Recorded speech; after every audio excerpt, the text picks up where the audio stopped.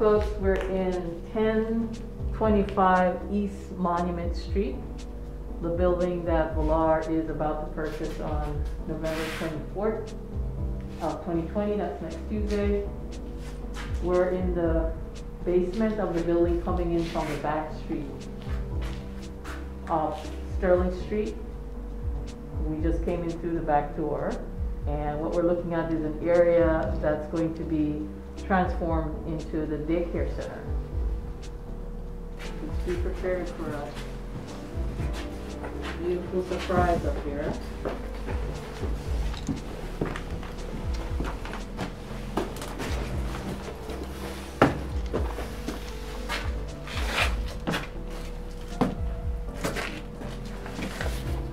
So we're stepping now into the sanctuary area, main church area, the first floor. You can see this beautiful organ, amazing pipe system, still intact. And at least we have some sunlight in here from those large, beautiful windows. So this area, what we're seeing is what we're looking at now on this side is an area that's going to be transformed into some retail spaces. So if you can imagine, there will be several, maybe 3, 4, 5 small retail spaces on the left. And as you pan over to the right, against this wall here, we'll have an event space that can house 100 or so, maybe more people. And as you pan over toward the organ area, we'll be having maybe a small commercial kitchen for people in the neighborhood who want to maybe increase the volume of something they're selling at their house now. Maybe they want to come and rent some space to increase that volume, to make a sale, maybe rent a pop-up area to sell. And behind here, as we go behind this front sanctuary part, there'll be some space also for some more office rental space. We hope to encourage other nonprofits that are doing social justice work and racial justice work. We're going to be inviting them. We have commitments from a couple already. We're hoping to invite other like-minded and mission-aligned organizations to join us to co-own space with us here in the Lars Hub. So we'll be renovating some of these areas for other nonprofits to rent or to co-own. And you can see there's a beautiful space here, especially the windows and all those natural light that's according to that. Wonderful. And depending on which side you're on, you can either be on the quiet side, which is against Sterling Street, which is their street with some of the original dollar houses in Baltimore City, which is pretty phenomenal when the city was selling houses for $1 a piece. And you had to be able to renovate it within a certain period of time and use their contractors. And the neighborhood's still well kept. And as you look further in front of us is the entrance. We'll pass by there, but that's the entrance of Monument Street. We came in the back of Sterling, but in the front, through those double doors there, that's the Monument Street entrance that we hope to be able to still use after the renovation. And that area will be a reception area for people coming in.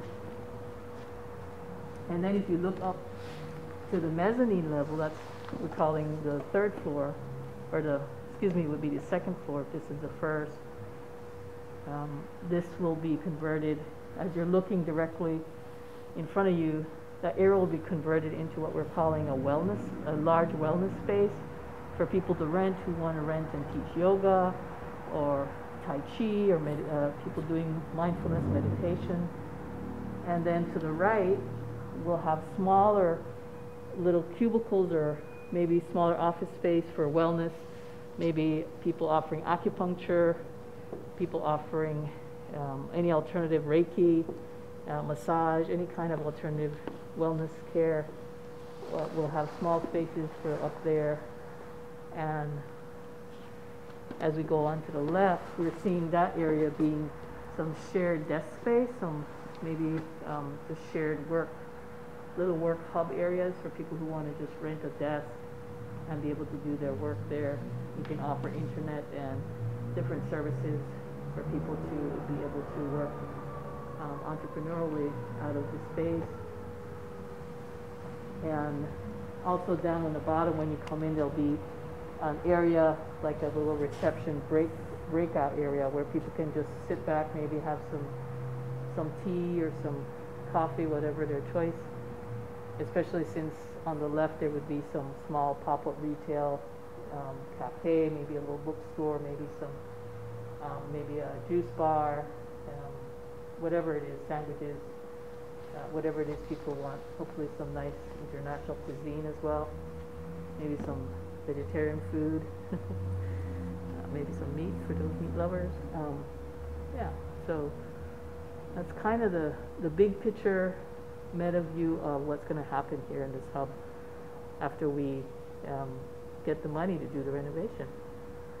And we're grateful to our donors and who offered us the funding, grant money, which we do not have to pay back in order to be able to have made this purchase of this building.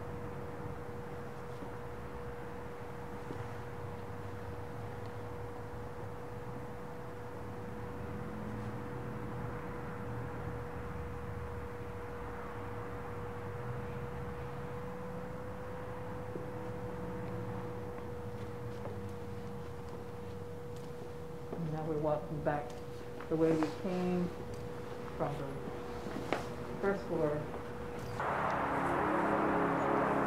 So here we are outside between the two buildings that Villard is purchasing. On the left is the church building that we just went through, the main 13,000 odd square feet. That's the big building, we call it. And then on the right is the rectory of the church, which is around 3,400 square feet or something like that, similar to that, which will be turned into housing units, six or seven small micro units that will be a cooperative co-housing space. And what we're looking at in between the two buildings is this breezeway that we're going to turn into a courtyard, maybe a trellis, so that folks can sit outside nature and have some landscaping done in the middle here. Where we're standing, just right in front, where I'm standing now, what we're designing or thinking of, if not in the initial renovation, hopefully really soon after, is an elevator system that would allow wheelchair accessible and folks with less abilities to be able to access the buildings. And we see in front of us the elevator being able to serve both the left side, the large building, and then the small building, and also connecting in between the buildings. So one could actually go from the building on the right to the left and vice versa with that connection, because it's currently not connected.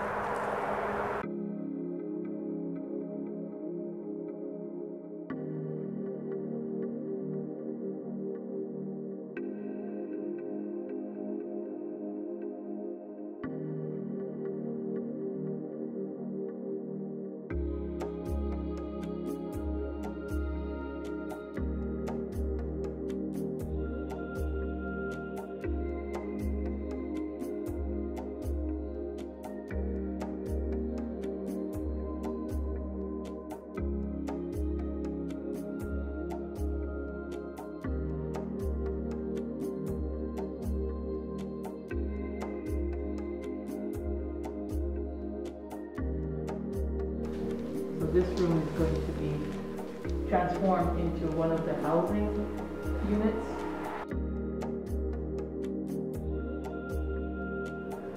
And so from the entrance to the rectory, this room, the first room on the right, we envision this one being a meeting area or a little area with a library, maybe just a gathering area to just sit and relax, have some tea, and maybe even it can be transformed into something else if people prefer that.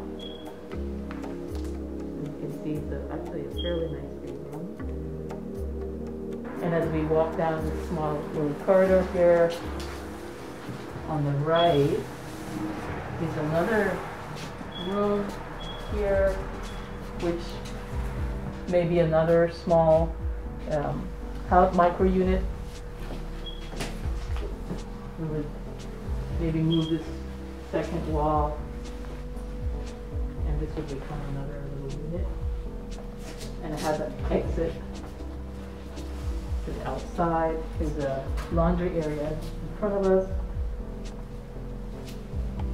And as we turn right, we come into the dining area and the kitchen area.